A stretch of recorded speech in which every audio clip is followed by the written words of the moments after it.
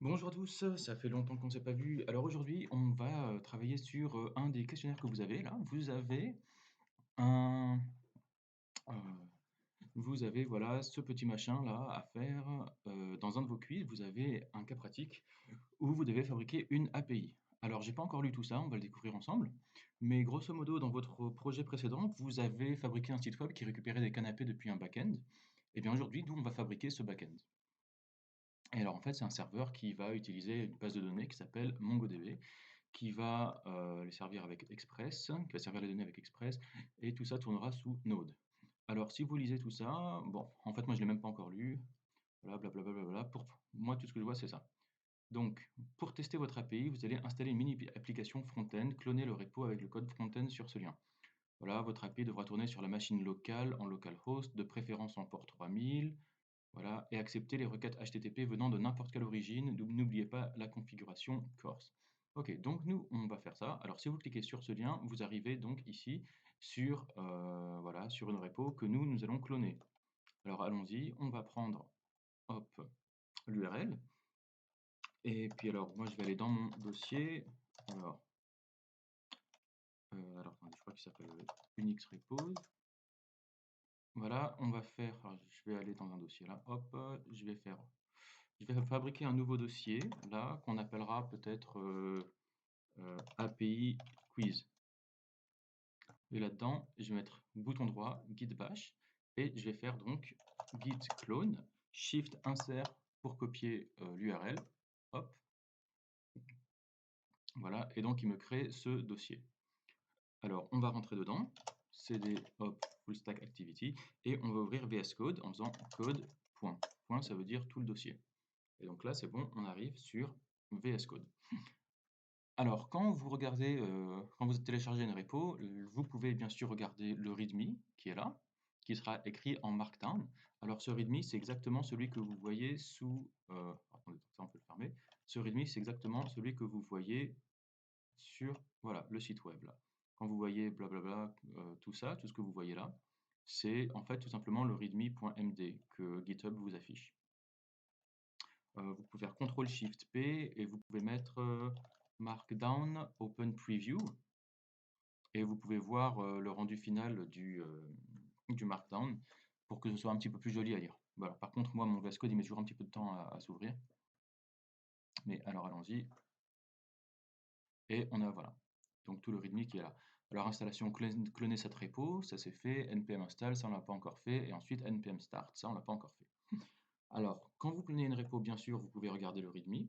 Un autre truc qu'il faut regarder de manière impérative, c'est le package.json. C'est là que vous allez voir toutes les informations dont vous aurez besoin sur cette repo. Je vais ouvrir un petit screencast pour que vous puissiez voir tout ce que je fais. Vous allez voir que je vais essayer de très peu utiliser ma souris. Je vous conseille vraiment d'apprendre les raccourcis parce que je vois tellement d'entre vous qui utilisent la souris, ça vous fait perdre une quantité de temps incroyable, vraiment. Donc là, par exemple, ce README, je vais le fermer avec CTRL W. Voilà, là encore, je vais refaire CTRL W. Si j'ai envie d'ouvrir un fichier, je ferai CTRL P. Voilà, et je vais taper le nom du fichier. Voilà, package.json. On y est. Donc là, qu'est-ce que je vois? Je vois le name, donc oui, il s'appelle Go Full Stack FR Activity, la version 1, main index.html, script, start, run script OS, ok. Donc je vois que donc, dans les scripts, quand on fait npm start, ça va lancer la commande run script OS. Alors c'est quoi ce run script OS? J'ai aucune idée de ce que c'est, mais par contre je vois que il y en a un autre. Alors je vais faire CTRL F, hop, et vous voyez que là en bas, vous voyez qu'en bas là, il est là. Run script OS, donc c'est une dépendance. Alors, ça veut dire que quand je fais npm run start, il va me lancer voilà, ce machin qui s'appelle run script OS. Et ce run script OS, il a été installé avec trois autres dépendances. Une qui s'appelle concurrently, que je connais pas, mais je devine que c'est pour faire peut-être des web workers ou des threads pour pouvoir faire plusieurs choses en même temps. Je dis ça absolument sans aucune certitude. Et je vois HTTP server, donc ça c'est un serveur HTTP pour servir un site web. Et je vois Live Server qui pour moi est exactement la même chose que HTTP Server qui fait exactement la même chose. Donc je ne comprends pas pourquoi ils en ont installé deux. À mon avis, c'est une petite erreur. Enfin bon. Bon, bah alors allons-y. On va ouvrir un terminal. Pour ouvrir un terminal, c'est CTRL et le U accent grave. Voilà. Et la première des choses à faire, bah, on va installer toutes les dépendances qui sont dans le package.json. Donc on va faire npm install. Si vous avez la flemme, vous faites juste npm i. Ça marche très bien. Et donc, comme d'habitude, il va nous fabriquer un package log.json. Ah ben non, qui est déjà là, pardon. Et il va surtout tout nous télécharger à l'intérieur d'un dossier qui s'appelle node module, mais qui est nulle part. Alors allons-y. npm install. Alors ça risque de prendre un petit peu de temps. Ok, donc ça m'a pris à peu près 2-3 minutes pour tout télécharger. Maintenant, je vais regarder dans l'Explorer, donc CTRL-SHIFT-E, voilà, pour regarder l'Explorer, et vous voyez que j'ai bien un node module qui est apparu tout en haut à gauche. Juste là. Donc, alors, si on regarde dedans, on va retrouver donc concurrently, HTTP server, live server, run script OS et toutes leurs dépendances. D'ailleurs, si vous regardez, on a énormément de machins, hein, puisque chacun de ces dépendances ont elles-mêmes des dépendances qui ont eux-mêmes leurs dépendances. Donc, c'est pour ça qu'on utilise npm Node Package Manager voilà, qui va gérer tout ça pour vous. Parce que si vous deviez installer tout ça à la main, je ne vous raconte pas le bordel. Alors, très bien, donc on a tout ça. Euh, Alors, pourquoi est-ce que ça, vous allez me dire, pourquoi est-ce que le node module, là, on a dû l'installer nous-mêmes, pourquoi est-ce qu'il n'était pas déjà dans la repo? Bah, tout simplement parce qu'un node module, regardez, si je fais Reveal in File Explorer, vous allez voir la taille qu'il fait, ce machin. Voilà, lui, il fait, bon, 35 mégas pour un tout petit projet comme ça. Donc, vous imaginez bien que dès que vous avez des projets qui grossissent, le node module, il devient énorme. Donc, il faut jamais committer un node module, hein. Ok, bon, alors maintenant que ça marche, moi je réfléchis pas, j'ai vu un script start qui était là, donc ben, on va le lancer. Donc on va faire npm run start. Alors comme le script start, vous avez le droit de ne pas mettre run, hein. Si vous mettez npm start tout court, ça marche aussi. Alors allons-y, normalement il va nous faire tourner un site web. Alors on aura sûrement des messages d'erreur, vous en faites pas.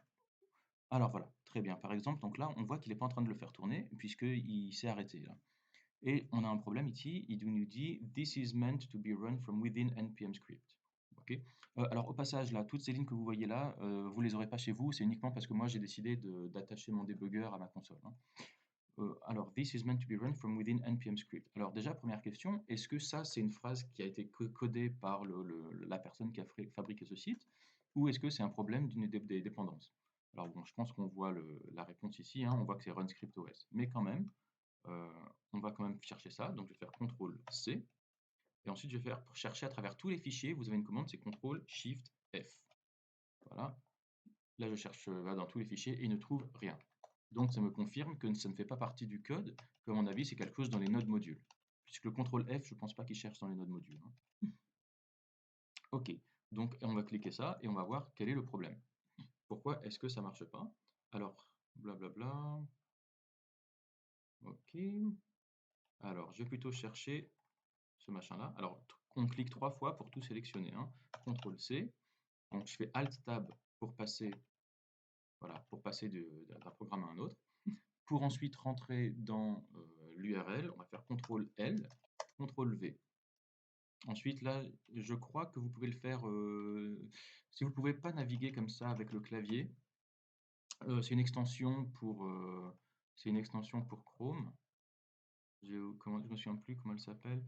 Dictionary Lookup. Go back with backspace, donc j'appuie sur backspace pour faire précédent, pour faire page précédente. Alors, est-ce que j'ai fait du note, Reddit, Reddit, whatever, return dislike, thumbnail, stamper monkey. C'est peut-être Web Search Navigator, mais je suis pas sûr. Non, mais bon, ok. Bon, alors apparemment, voilà, vous pouvez faire comme ça. Donc moi, je vais faire CTRL Enter pour qu'il m'ouvre le machin dans un nouvel onglet. Voilà, j'en fais plusieurs. CTRL W pour fermer. Hop.